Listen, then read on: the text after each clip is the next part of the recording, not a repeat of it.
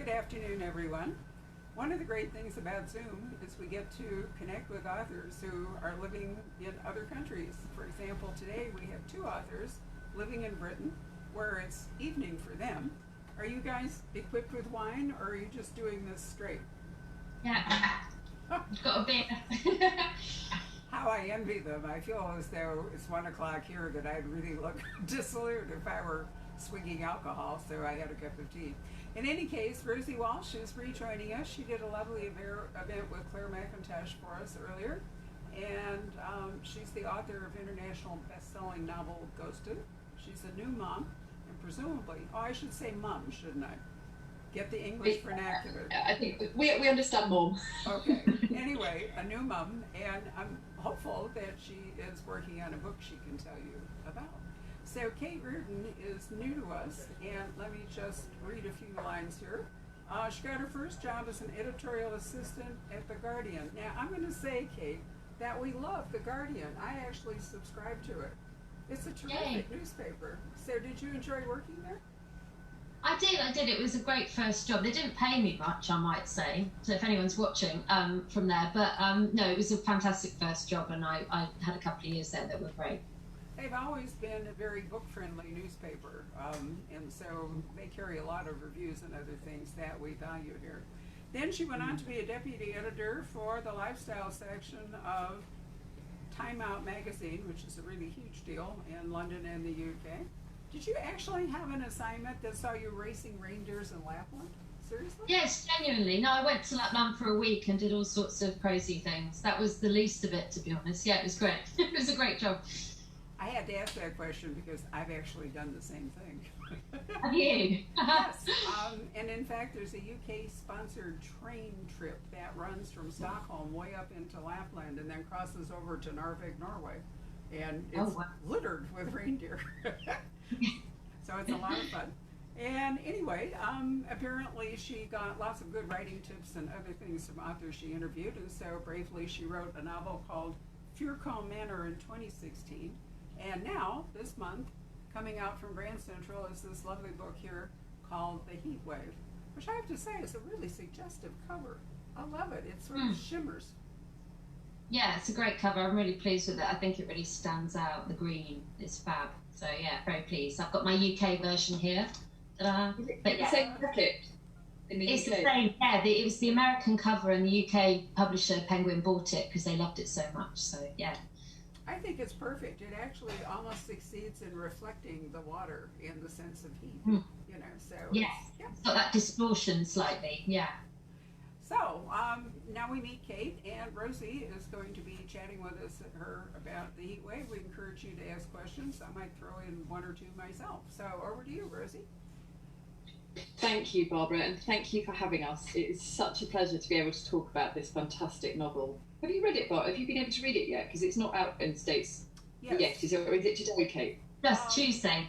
Just about. Right. Now it's out Tuesday, but I am always able to get copies in advance from publishers. So yes, I've read it. And I really love the setting. And in fact, I talked to Anna Downs, who wrote a book called The Safe Place, published by Minotaur, which has some similarities in location and so forth.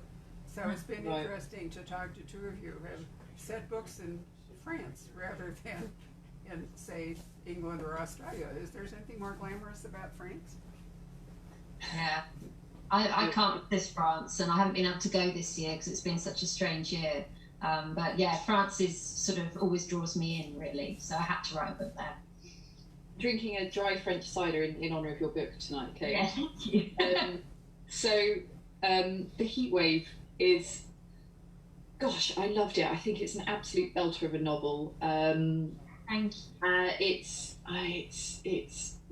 very unsettling.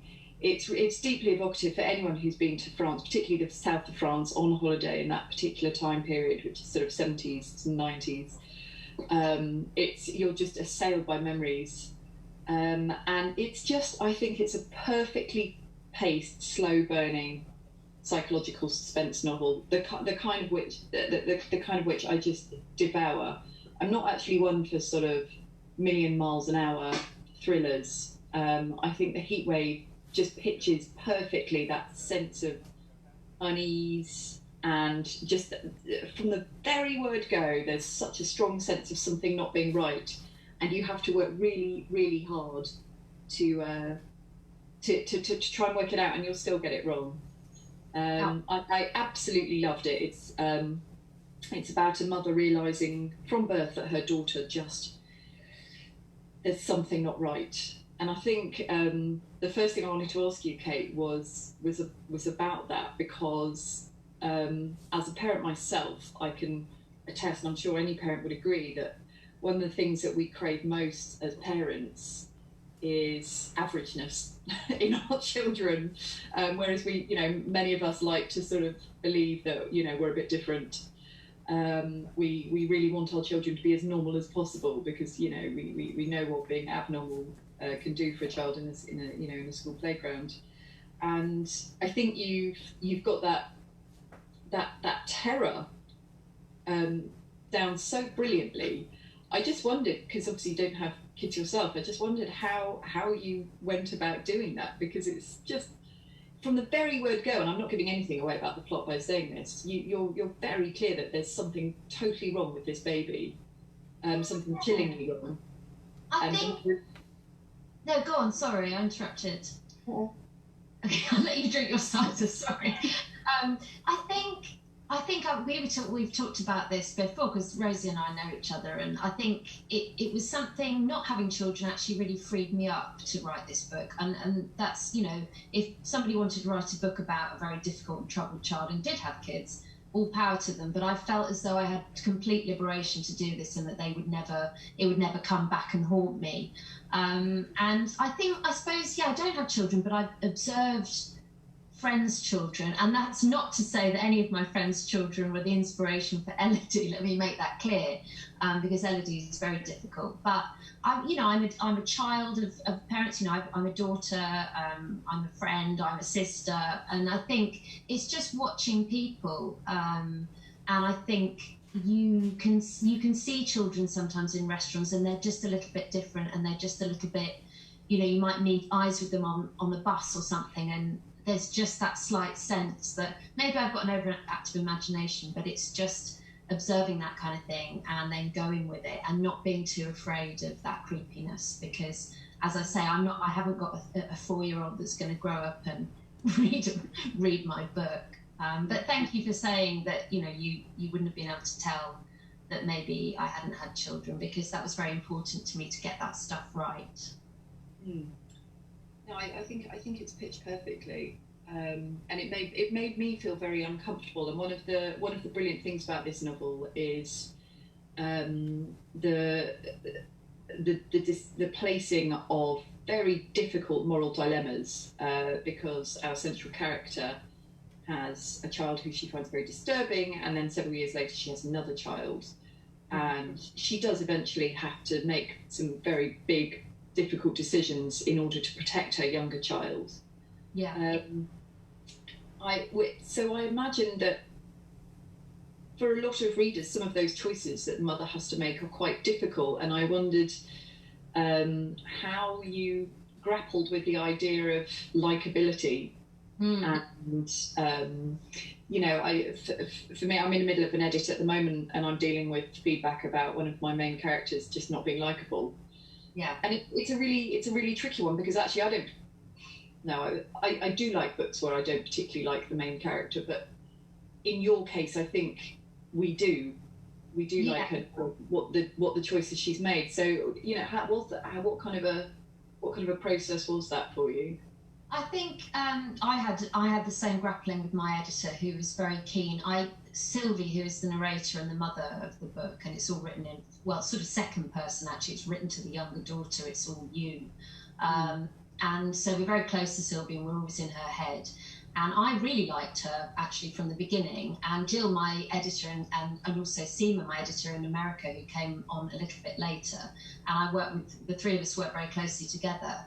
Had to be very careful about likability. I think if there's a sort of a baddie character who is unlikable, it can be a lot of fun. But I think if you're sort of supposed to be on their side, There has to be an element of the reader has to be able to empathise with them and imagine themselves in that scenario, and ask themselves the questions. It's okay to think, oh, that's uncomfortable, I wouldn't have acted like that.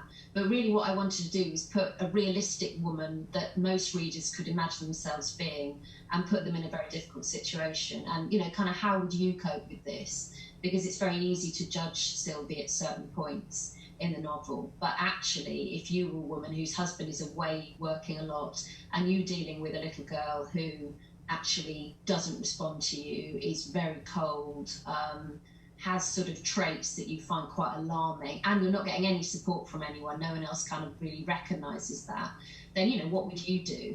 But I really had to work hard to sort of flesh that stuff out, because I think as a writer, if you imagine a character and they come to you very fully, you often don't maybe put enough on the page because they're fully formed in your head. And I found with Sylvie, I was sympathetic with her because I'd done all that work in my head.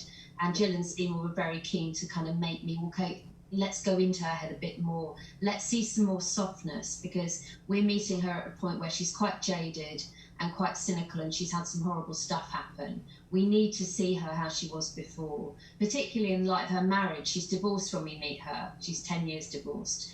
But we needed to see that actually she was in love with Greg once, and they did have a happy marriage once, and I hadn't put enough of that stuff in. So worked quite hard to do that, and hopefully now there's a balance between her still being honest with the reader about her doubts and her insecurities and her massive disappointment in her husband for being useless a lot of the time, but that you see that other kind of vulnerable side of her so that she doesn't come over as too hard. So hopefully it got there in the end. But yeah, I mean, I definitely had a lot of grappling to do on the likeability front, because I was quite rebellious as well at the beginning. I was quite sort of, not so much with Seymour, but early on with Jill in the UK, I was kind of, I like her being spiky and I like her being difficult. And Jill was like, yes, but people are not going to read on because she's really, you know, she's too difficult. So there was quite a lot of back and forth with that. Fantastic to have a relationship with an editor where you can push back, though. And when I first started out and I got my first ever set of edits when I was writing under a pseudonym, I was absolutely heartbroken because I really didn't agree with quite a few of them. I agreed with most of them, but there were several that I really thought were, you know, of vital importance to the novel. And I called my agent in tears and said, "This is going to destroy my book." And she said, "Oh, just don't do it then." And I couldn't believe it, because I come from a TV background, and editorially, when you get your feedback in the edit, that's what you've got to do. Your commissioning editor owns the program, and you're just a gun for hire to make it. So it was quite surprising for me to learn that in the world of fiction you don't have to do everything that you're told. But particularly with the heat wave, there are two decisions that Sylvie makes that stand out in my mind. And you know, when people watching this come to read the book, they will recognise those decisions when they get to them. There are two decisions that are, you know, brave decisions to make in a commercial novel, and I wondered if you had to really fight for them, and if that was a comfortable fight. Actually, no, I didn't have to fight for the sort of, I suppose, the sort of denouement stuff. But it's funny because I was saying about I needed to make Sylvie more sympathetic. I also needed to make Elodie more difficult, actually, because I think initially it was too subtle. And it needed to be, and I was worried that it was going to go a bit kind of, you know, like really over the top and a bit sort of, it's hard not to give stuff away, but that, you know, a child who, you know, is quite antisocial and has lack of empathy, you know, I wanted to keep it quite subtle, because there are various tropes that come up again and again when you're talking about that kind of thing, and I didn't want that. I didn't want the neighbour's cat to turn up dead on the doorstep. I mean, there is some sort of stuff vaguely linked to that, but, you know, I think both my editors were kind of pushing me to be... So I had a very funny conversation with Jill, because I sort of said, what was your sibling relationship like? Because she was saying, I would put things in that I think this is disturbing and horrendous between siblings, and she would say, this is really normal. And I thought, really? I'm sure she won't mind me saying that. But yeah, so there was that kind of pushing boundaries, but keeping it kind of subtle and not too sort of ghoulish. But in terms of the big moral decisions, I think from the very outset, I think they understood that it needed to be what it was. And it was a kind of the novel was a kind of why she did that, and hopefully the stuff that comes before is kind of it's a reasonable decision in the end. So I don't know if that makes sense. It does. No, it makes sense. And I'm just thinking about that you saying that you had to make Elodie more difficult. Elodie is the child with whom something's clearly not right. How did you feel about her? Because I reacted to her in the exact way that you wanted me to. Yeah. I felt deeply unsettled, and particularly as a parent, actually. I felt deeply unsettled by her from the moment she was born. Oh, good. Yeah, but I wondered how you felt about her, because as you said, she'd been in your head for a long time. Yeah, you knew the whole of her. Yeah, I was quite fascinated by her, and I wanted to make her. She's very beautiful. It's sort of all the way through. There's sort of, she's notably beautiful, and in a kind of, you marvel at her and people stop in the street. And I like that idea that she is this kind of, just this gorgeous thing with this kind of caramel hair and these mismatched eyes, one blue and one brown. Fantastic detail there. Yeah, I like that, and I kind of, it just a little bit off kilter. I mean, it can look really striking and beautiful, but it's unusual, it's rare, and I had this whole motif that the blue eye that a newborn has, one of the eyes never changes from the newborn, and I had this idea that was this kind of wild side of Elodie that never got socialised, and so. What was the original part? I've gone off on a tangent now. How did you feel about Elodie? Yeah, I was really fascinated by her, and I think Sylvie is too. You can't stop looking at her, and if it was a film, I think your eye would be drawn to her all the time. There's those people that whoever's in the picture, there's somebody who is watching. So she's got this kind of dark charisma, and I felt quite sorry for her in a funny way. I always get this with characters that are ostensibly bad, and there's somewhere in me I feel really sort of sorry for them. Because I think there's always something to kind of feel sorry for, and I don't know, I thought that made her, she has got, and again, not to give things away, but there are little signs of vulnerability that come up at certain points that make you think, oh, hang on, she's not just what you think she is. And I wanted that was important to me to have those, because I didn't want her to be two-dimensionally sort of scary. So. Yes. Yeah. No, that makes that makes sense. So I'm wondering if the novel started with her. The idea. The novel started as a story about two sisters, and it was going to be told from Emma, the younger sister's point of view, as this girl who had lost her sister and had always had to live in her shadow, and had become somebody that she half sort of deified and half really resented, because she could never live up to this perfect, beautiful, clever, lost sister. And then during this summer in France, she finds out that actually this sister wasn't so perfect after all. And then I started writing from her point of view, and then I tried out Sylvie's, and it just felt as though actually I wanted to write about motherhood. And that just appealed to me more and seemed more interesting and a bit darker. And something about, I would like to write from a teenager's point of view one day, but it felt a bit flimsy. I couldn't quite get the voice, I didn't feel. And as soon as I kind of went into Sylvie's head and Sylvie's voice, it felt very natural. So it then became about motherhood, really. Yes, I remember for anyone who joined a bit later, Kate and I admitted that we are friends. We're not just writing colleagues. So I've known about this novel since it started off in the works a long time ago. And I remember you saying that you'd had to do some huge changes. I totally forgot that actually Sylvie wasn't always the narrator. Yeah, it was all. It was early on that, because that teenage voice was just a bit naff. But yeah, once I was off, it was, and Jill at one point sort of talked about, do you want to do first? Are you sure you want to do first person? And you have those big, it flashes back, as you said, between 1993 is the kind of present day, and it flashes back to when Elodie's born in 1969, and then follows through. And, you know, they were sort of talk about how to present the flashbacks and, you know, tenses and all those things that, you know, somebody in a quick call will say, oh, I know, let's make it all third person. And then that's a huge job. I mean, yeah. It's like, no, I'll fight you to the death rather than do that. Yeah. I will come back. There's other things about the novel that I want to talk about that I will return to. But I did, whilst we're talking about the origins of the novel, want to talk about your decision to, I guess, change genre. Those of you who are new to Kate's writing, this is your fifth novel? Sort of. Yeah, I had an ebook way back. It's my fourth proper book, as I like to think of it. Yeah. And how would you describe the earlier novels? I mean, the first two were quite similar in the sense that they, Fiacre Manor, that Barbara mentioned, which was published in the US, and The Shadow Hour, which is in the UK only.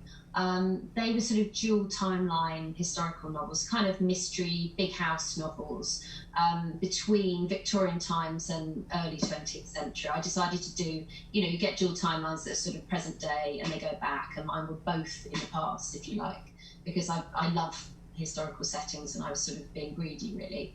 My third novel, The Stranger, was set just in 6 weeks in 1940, which was, you know, when the war was really not in, the Allies were not in a good place at that point, and the Germans were going to invade any minute or so, we thought. So that was a very deliberate decision that I didn't want to do this complicated dual time frame anymore.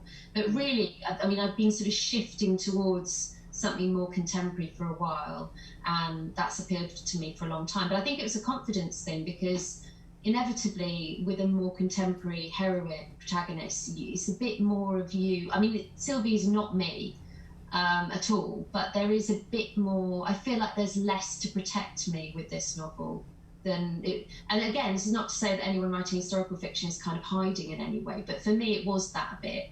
And the novel I'm working on now is totally contemporary, and I think that again is a kind of it's a natural step that I've gone in that direction.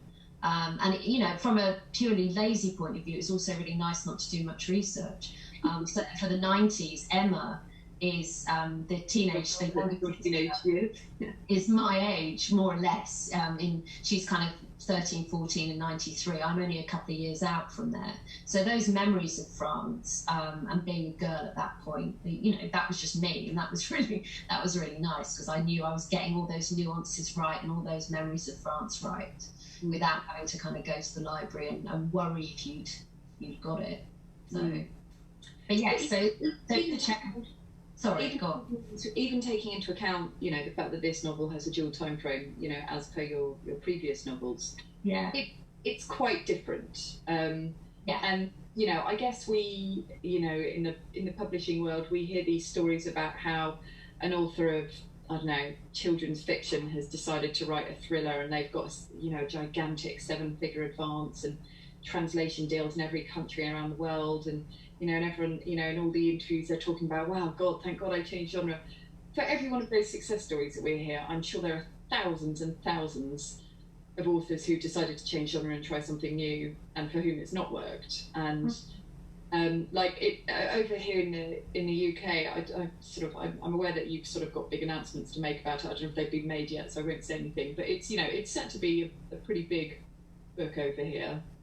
And you know, my point is that it's really, really worked for you. This style of writing really suits you. Did you feel that you were taking a gamble at all? Because it sounds like for you it's more just a sort of progression.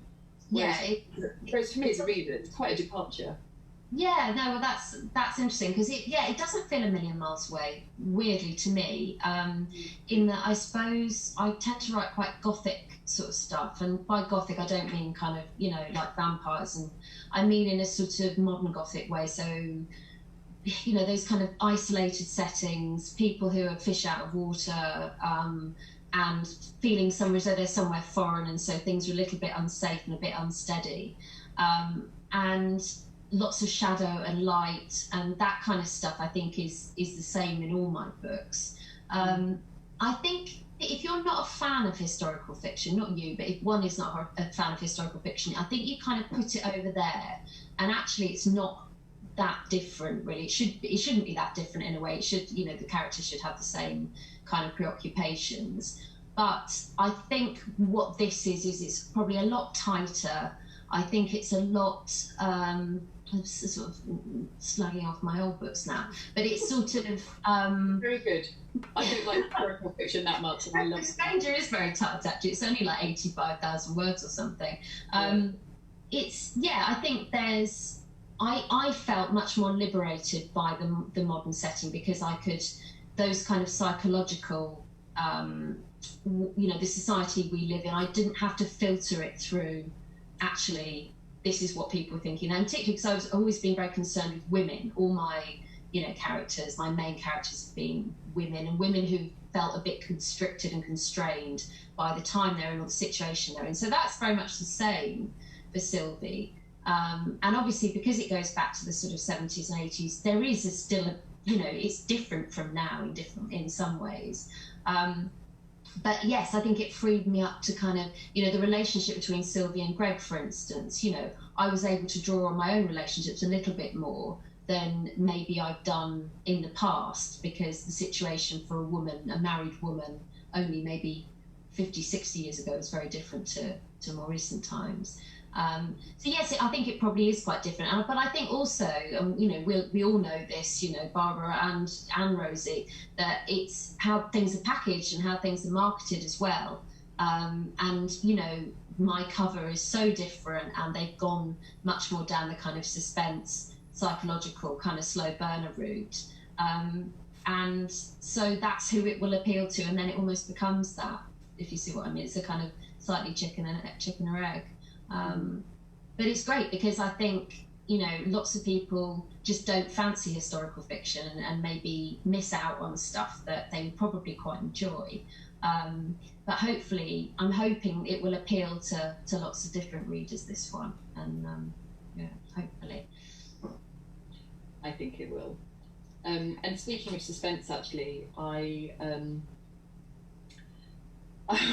read my own book reviews on Amazon or anywhere else, because my skin isn't thick enough. I know you do, and you've got to stop, because it's not pleasant. But I go on Goodreads. I would never ever go on Goodreads unless I they're brutal place. But one thing that almost every author of psychological suspense that I know has complained about is that reviewers will complain about how slowly everything unfolds, which to me the whole point of suspense is that it's meant to be slow burning and agonizing. It's really not meant to be a thriller. So I've always been slightly perplexed by the reaction that people have to that, and I thought that the slow build of tension in The Heatwave was absolutely excellent. And there's a point where, without giving too much away, where somebody has appeared in the novel and they're just there for quite a while, and the tension whilst you're waiting for something to happen is almost unbearable. Oh, good. And you've got all of this beautiful imagery about there's forest fires, and I've been to that part of Provence, and I remember the canardaires, the air ducts that, you know, scoop up all the water from the lakes and the towers and drop it on the forest fires. There's sort of the creeping menace of the forest fires is just one of many brilliant pieces of imagery that you use to support this kind of slow build of tension. And I, as somebody who would have no idea how to write something like that, I wonder how you go about it. I mean, do you kind of forensically study other writers who do this kind of thing? Like, just for example, the build-up to Sylvie and her younger daughter Emma arrive at this house in the south of France that hasn't been, you know, nobody's been in it for 10 years at the beginning of the novel, and we find out quite soon why they're there. And while we're waiting for something horrible to happen, the tension is unbearable. And you know, how do you do that? How do you decide what that first horrible moment is going to be? Because there are so many cliches. and I think you avoided all of them. How do you work that out? I think, well, I mean, I would love to say all credit for it. I think it's a combination of watching lots of, I did a lot of film studies I did an English degree, but I always chose a lot of film options because, and you know, we are living in the golden age of telly, or one of the golden ages of telly, and I watch a lot of dramas, and I find those really useful. It's not to say other book writers aren't useful, but I think the way series on, you know, Netflix and, you know, HBO kind of box office kind of stuff is constructed is incredibly helpful because they have multiple kind of arcs. They have these series arcs and then an episode arc and maybe a mid-series arc in case it gets cancelled halfway through. And I think that's amazing for structure.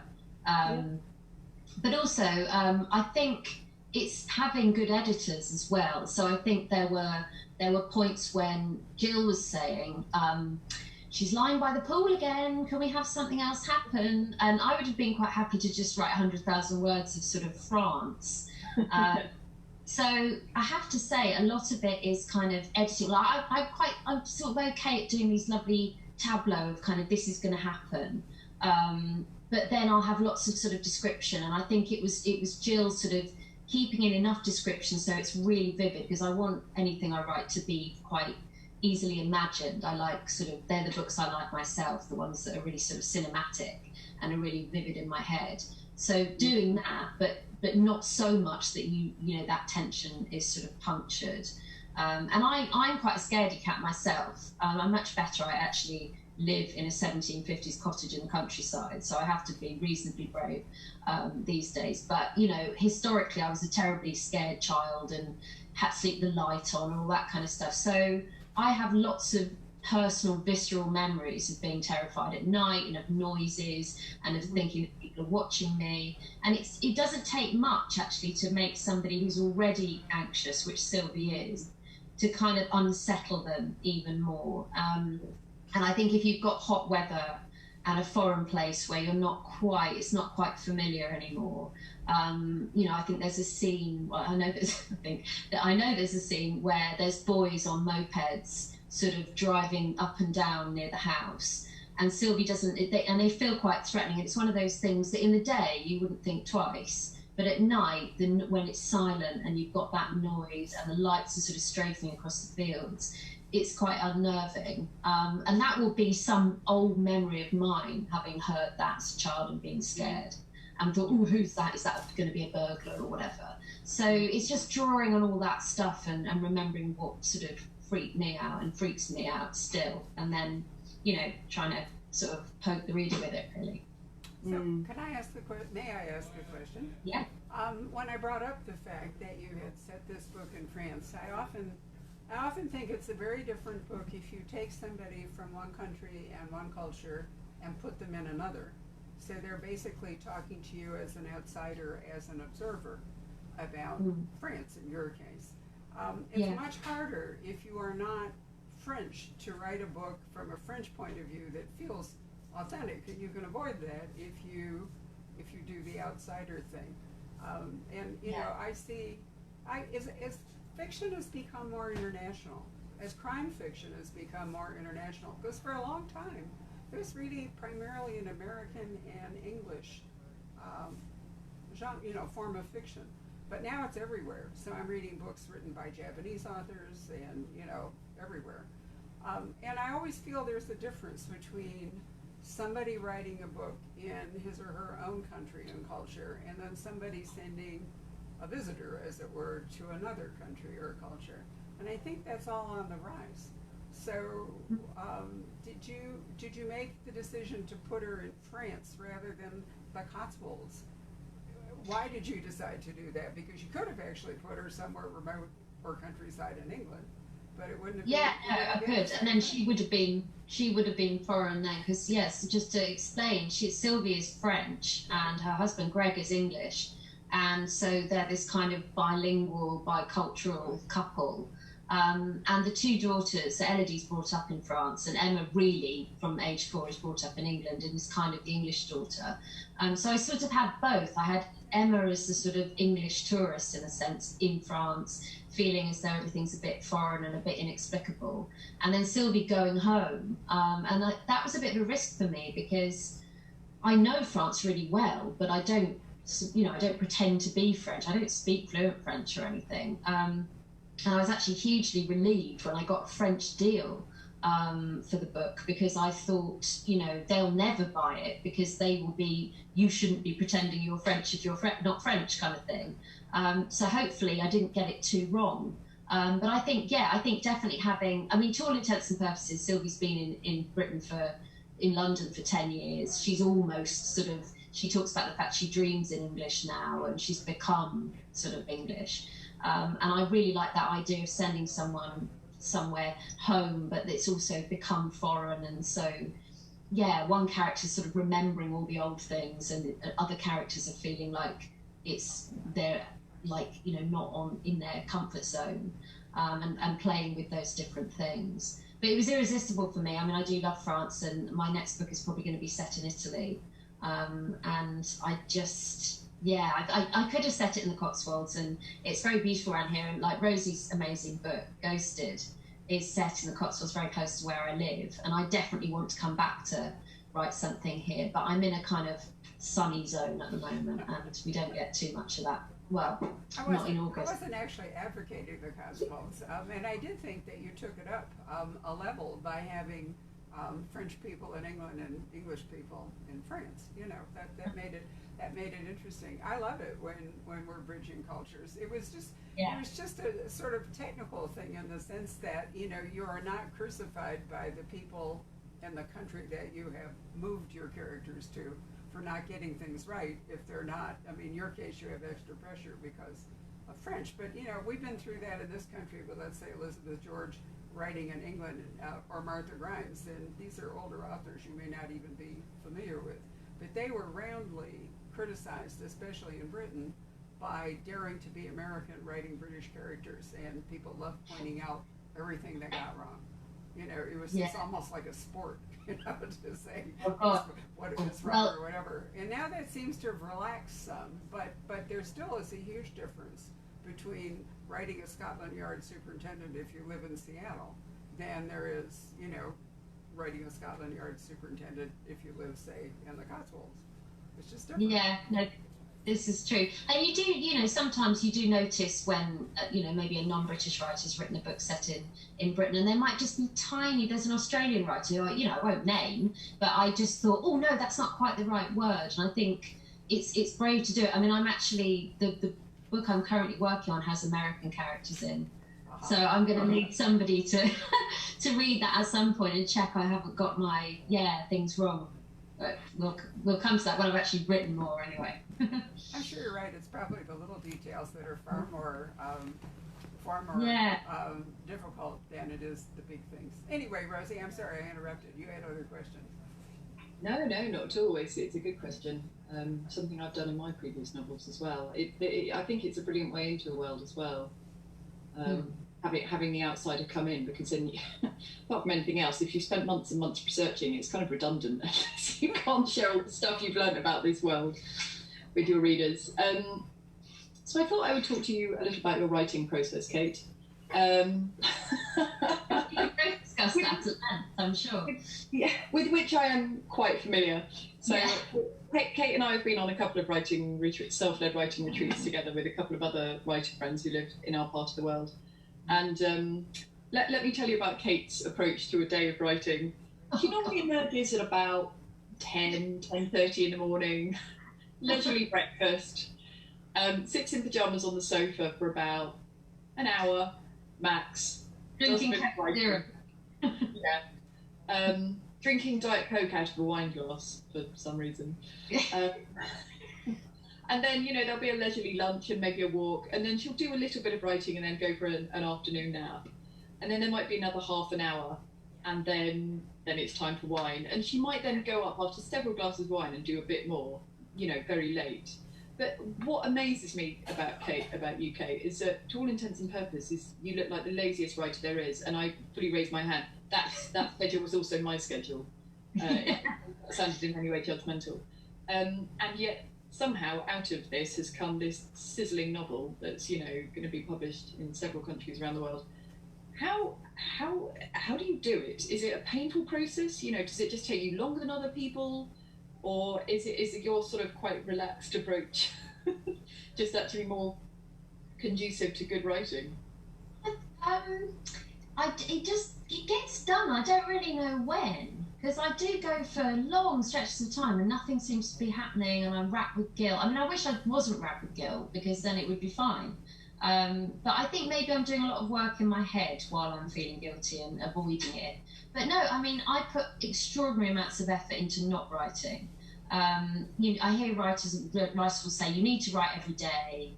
One of the worst bits of advice I ever read, and I love him, but Stephen King said, if you don't write 2,000 words a day, then you're not a serious writer. You're not taking it seriously. And I didn't write for about 4 years after that, because I just thought, well, I'm not serious, and, you know, I'm useless. I don't know. I mean, obviously, as Barbara said at the beginning, I was a journalist before, and that suits me much better in terms of deadlines. I worked on weeklies, not even monthly, so it was kind of like, right, do that and I'll have it tomorrow. And that was great, and I felt really satisfied because I could bash something out and then it was done. And this kind of like, we'll see you in a year, is a killer for me. And because you can't leave that till the last minute unless you want to have a nervous breakdown. I mean, you know, I've attempted that, but no, they seem to get done. I mean, I've written, you know, the 2 first books, the dual timeline ones, were huge. They were like 130,000 words. So with my journalism stuff, I must have published like 1 million words. So I'm obviously doing some at some point. But I really love it when I do it. And especially afterwards, I feel really calm and happy and centered. And yet the next day I'll avoid it again. And I know that you know, I mean, how do you do it? Because you're doing it, and you've written amazing books, your books are incredibly polished. But if you listen to you and never read any of your books, you'd think you were, you know, turning out kind of anyway. I mean, you're so self-critical about your work, and it's always amazing. So, I mean, how do you do it? When do you do it? Because I don't have a routine. That's my issue. And everyone says you must have a routine. You must have a routine, and I just don't. I mean, obviously, since having children, things have been a bit different. But the way I wrote Ghosted was a delight. Actually, I spent 5 weeks on a massive 300-mile hike before I started it, which was perfect for clearing the head, and not something you can do with every book, but something I highly recommend when you're writing the book.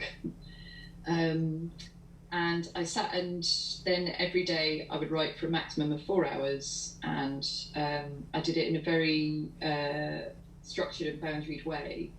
And I appreciate that the more structure you introduce into a creative job, the more sort of stifling that might appear to the onlooker. But for me, if I remove all other distractions and I have really pure boundaried writing time, then actually that frees me up to be creative and to do what I do best. So I use the Pomodoro Technique, with which some people might be familiar and others might not. You introduced me to this, and it's actually great. And I've got the little timer, the tomato timer and everything. Yes. Yeah. It was fantastic because I mean, there's a whole philosophy behind it. You know, some people sort of try to.